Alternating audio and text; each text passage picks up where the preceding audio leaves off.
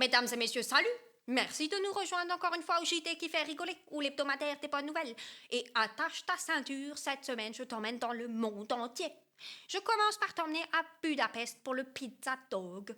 C'est pas un mélange bizarre entre une pizza et un hot dog, ne t'inquiète pas.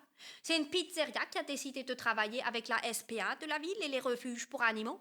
Et du coup, sur les cartons de pizza, ils collent des photos des chiens à adopter avec un petit code. Comme ça, tu peux flasher avec ton téléphone portable. Hein, et tu as l'histoire, hein, genre Nookie, 4 ans, à la SPA parce qu'il a mangé tes chaussures. Tu vois, et toi, tu te dis, hey, je porte jamais de chaussures, fantastique, je vais adopter Nookie. Tu vois, comme ça, en fait, des histoires, des rencontres incroyables. Donc ça, c'est une idée à la base, elle vient des USA. Hein. Il y a déjà plusieurs villes où ils le font. Moi, je pense qu'il faut le faire partout. Hein. Et puis, je pense qu'il faut le faire sur tous les aliments. Hein. Il y aura du pizza dog, il y aura du hamburger dog, même de la choucroute dog. On va mettre des dogs partout. Fantastique. Hein. Excellent. Ensuite, je te parle de l'Indonésie. D'ailleurs, je te montre le drapeau de l'Indonésie. Il va peut-être te sembler familier. C'est normal. C'est le drapeau traditionnel alsacien aussi, le roux de vis. Le blanc et le rouge et blanc. Le rouge et blanc. Hein.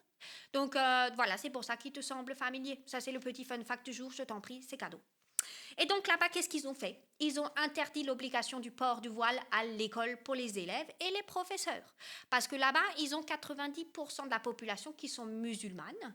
Donc jusque maintenant, c'était obligatoire de porter le voile à l'école. Et là, ils ont dit, c'est fini. Tu portes ce que tu veux. Tu fais ce que tu veux. Enfin, tu viens pas en maillot de bain quand même. Hein. Tu mets tes habits corrects quand même. Hein. Ça, tu sais. Hein. Mais c'est fantastique. Bonne idée. Merci. Ensuite, tiens-toi bien.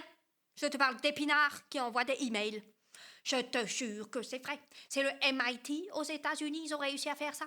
Déjà en 2016, ils se sont dit, je vais mettre des nanotubes dans les épinards et ils vont détecter des bombes. Sans déconner. On n'a plus des chiens renifleurs de bombes, on a des épinards renifleurs de bombes maintenant. Parce qu'ils détectent les composés nitro-aromatiques dans le sol. Tu sais, les composés qui sont nitrophates, nitro-aromatiques.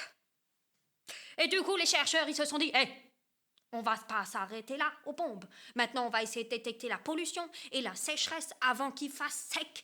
Donc maintenant, ils détectent tout dans le sol et les épinards, une fois qu'ils ont détecté, ils t'envoient un email et te disent « Attention, je suis sec », tu vois. Moi, je me demande surtout un truc. Est-ce qu'on peut leur répondre? Tu vois? Est-ce que tu peux dire « Cher épinard, excusez-moi de vous déranger, j'aimerais savoir si vous êtes cueillable et d'ailleurs, j'aimerais savoir aussi votre temps de cuisson parce que je sais jamais. » Bien à vous, cordialement, le JT qui fait rigoler. Ça serait fantastique. Moi, je pense qu'on est à l'aube d'une nouvelle ère de la communication avec les plantes. Merci le MIT. Hein. Ensuite, je te parle de voitures, plus précisément de Formule 1. À Rio de Janeiro, ils ont annulé la construction d'un gigacircuit de Formule 1 parce que celui-là, il était prévu sur la forêt de Camboata. Et alors le maire, Eduardo Paes, il a dit moi, je vous donne pas les licences environnementales, parce que la forêt de Camboata, c'est 2000 arbres, c'est une centaine d'espèces de végétaux, dont 14 qui sont en voie d'extinction. Je veux pas du circuit chez moi. Merci, Eduardo, tu as sauvé une forêt, c'est fantastique. Et pour terminer, je me transforme en Miss Météo, tiens-toi prêt? Miss Météo. Hein? Donc, hier, tu as vu?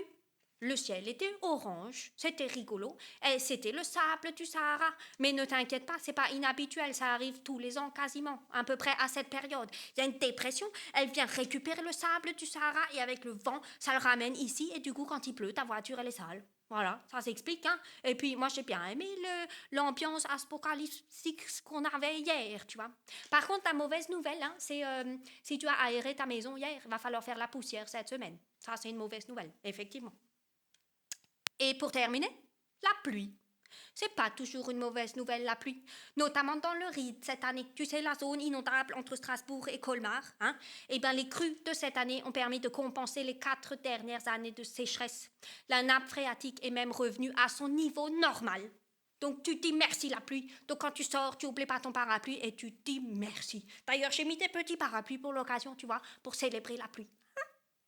Donc voilà, je te souhaite encore une bonne semaine. Moi, j'ai fini pour aujourd'hui. Hein? Une bonne soirée et à bientôt. Hein? Salut!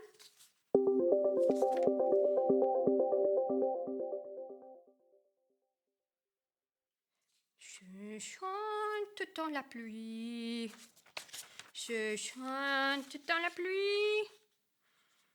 Qu'est-ce que c'est bien de chanter dans la pluie, en parapluie. Je chante dans la pluie.